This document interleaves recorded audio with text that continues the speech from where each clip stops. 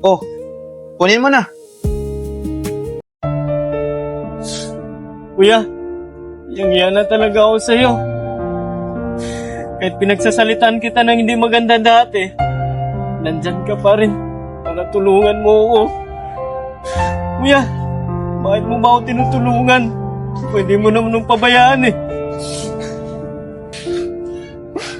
Hindi ko nga alam eh kung bakit tinutulungan pa kita pagkatapos ng ginawa mo sa akin dati. Pero tol, balibalik na rin man ng mundo. Magkapatid pa rin tayo.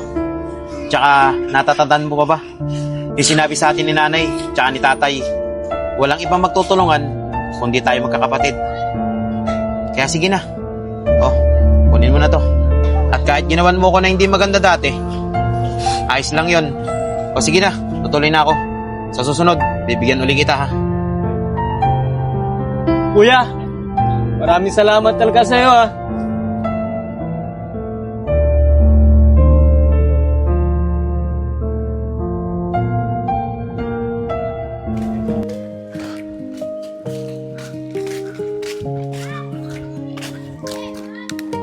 Mary Joy, oh. Kuya, doon tayo. Daming plastic bottle. Tara. Ito pa, oh. Dami kuya oh. Si Mary Joy, damputin mo lang yan. Kuya, upo muna tayo. Mapagod na rin ako eh. Si Mary Joy. Kuya, sana naman makarami tayo ng kalakal ngayon. Para bukas, kahit hindi tayo mga lakal, makapagpahinga man lang tayo. Kaya nga Mary Joy, sana makarami nga tayo. O Kuya Yayag, nandito ka rin ba? Para pagdikdikan sa amin na mahirap na kami. Hindi ako ganun mga pinsan. Pero naaawa nga ako sa inyo eh. Kayo rin kasi, mga panahon meron pa kayo, ang yayabang nyo. Kuya Yayag, nagsisisi na nga kami. Sana pala, hindi na lang kami naging madamot at naging mabait na lang kami sa inyo. Katulad ngayon, lumalapit kami sa mga pinsan natin. Kaso, hindi nila kami tinanggap. Sa bagay, hindi naman kami nila masisisi kung bakit naging ganun sila. Masyado kami naging mayabang. Yung mga panahon may pera pa magulang namin. Mga pinsan, wala tayong magagawa. Nadyan na yan. Ganyan talaga ang buhay. Minsan, nasa ibabaw. Minsan naman, nasa ilalim. Pero, papagsubok lang yan. At naniniwala naman ako, nakakayanin nyo yan. Paano mga pinsan? Maiwan ko na kayo ah.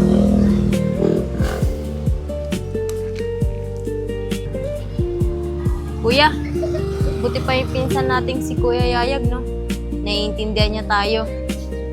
Kaya nga Mary Joy. Pero tara na, mga lakal na tayo para makarami tayo.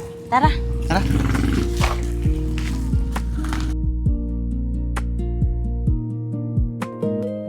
Oscar, tignan mo to, oh. Ang ganda. Ganda nga ate.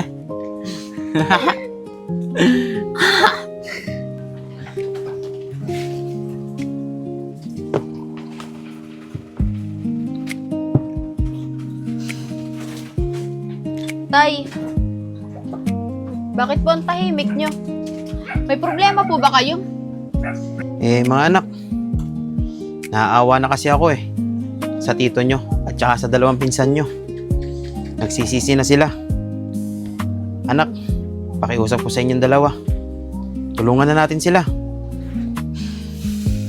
Tay, nandun na nga po tayo sa puntong naaawa tayo sa kanila.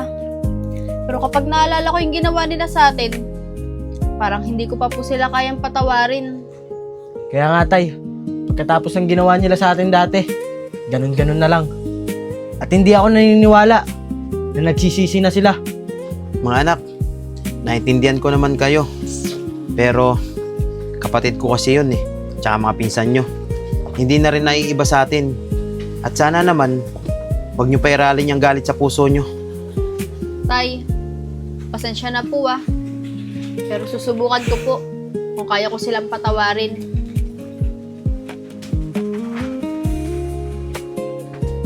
Tay, ako rin po. Subukan ko rin. Para tay, pasok muna po ako sa loob.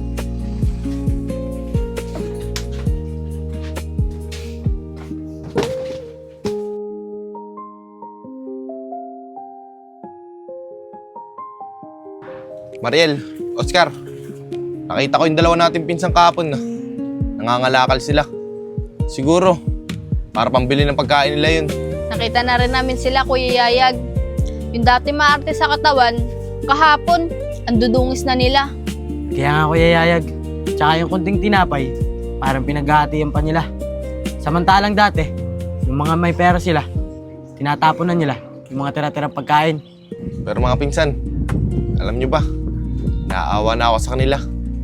At sa tingin ko naman, sa nangyari sa buhay nila, mukhang magbabago na sila.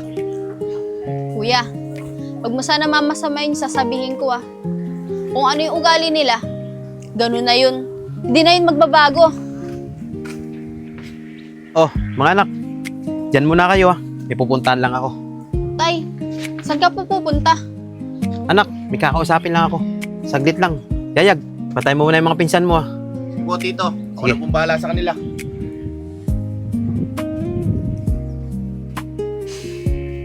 Oscar, kinukutuban na talaga ako dyan kay tatay Kasi kagabi, nanghingi na naman siya sa akin ng pera. Kabibigay ko lang sa kanya. Wala naman siya nabibili para sa sarili niya. Ate, saan kaya ni tatay dinadala yung pera niya? Ewan ko rin Tara, sundan natin si tatay. Kuya, ikaw munang bahala dito sa bahay Mariel, Kaya kuya, tayo ko na lang kayo dito.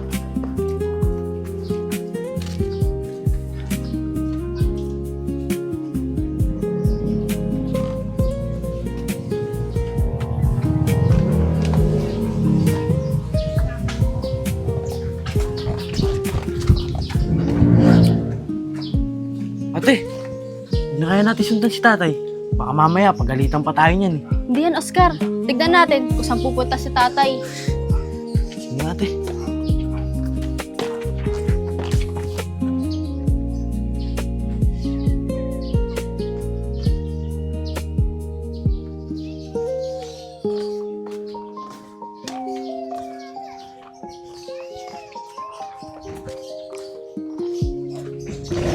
Kuya, buti na lang.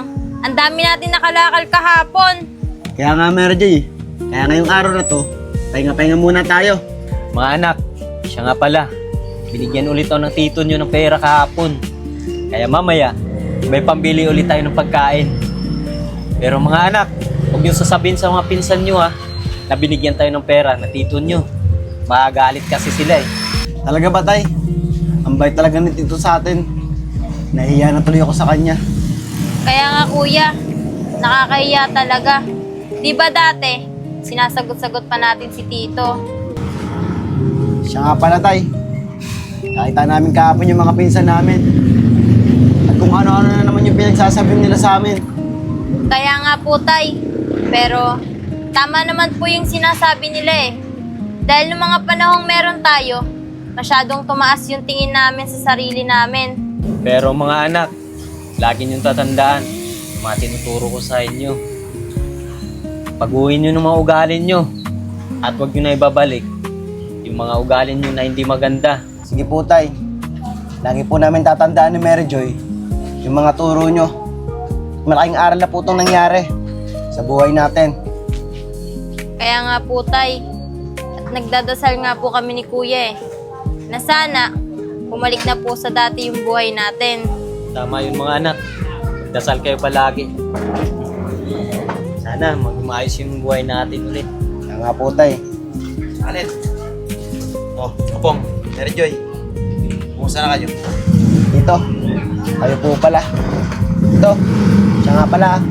Salamat po sa mga binibigay nyo kay tatay Tito, patawarin niyo po kami ni kuya sa ipinakita po namin pag-uugali sa'yo dati. Di po namin namamalayan, nawawalan na po pala kami ng modo sa'yo. Kaya nga po tito, pati po mga pinsan namin dati, kung ano-ano na po yung nasasabi namin na masasad na salita sa kanila. Kaya tito, nagsisisi na po kami sa lahat nangyari. At sana po, mapatawad na rin kami nila. Okay lang yan mga pamangkin. Pero huwag kayong mag-alala. Kakausapin ko sila para mapatawad na kayo nila. At sana naman, sa nangyari sa inyo, maging aral na to. Magbago na kayo. At yung mga pag-uugali nyo, baguhin nyo na. Oscar, sabi ko na nga ba malakas ang kutob ko na yan ang pinupuntahan ni tatay. Tara, puntahan natin. Ate, wag na. Hayaan na muna natin sila. Pag uwi na lang ni tatay, tsaka natin siya kausapin. Tsaka ate, napansin mo ba? Binibigyan pa ni tatay ng pera. Oo, Oscar. Kitang-kita ko. Pero tama ka nga. Pag uwi na lang ni tatay, tsaka natin siya kausapin. Tara na. Sige ate. Tito, maraming salamat po at malaking tulong po sa amin itong magkapatid. Lalong-lalo na po kay tatay. Kaya nga po, Tito, wag po kayo mag-alala. Lahat po ng ginagawa niyo sa amin, balang araw, susuklihan po namin yon. Kuya, maraming salamat talaga sa iyo Iyang-iya na talaga ako sa iyo. Wala yun, tol. Ang importante, natutulungan ko kayo. At alam ko naman na magbabago na kayo. Pero Apong, payo ko sa inyo ng kapatid mo Huwag na huwag kayong gagawa na hindi maganda. At huwag na huwag kayong magnanakaw. Opo, Tito. Hindi po kayo magnanakaw. At kahit mahirap na po kami, hindi po pumasok sa isip ko ang gumawa ng hindi maganda. Tama yan, Apong.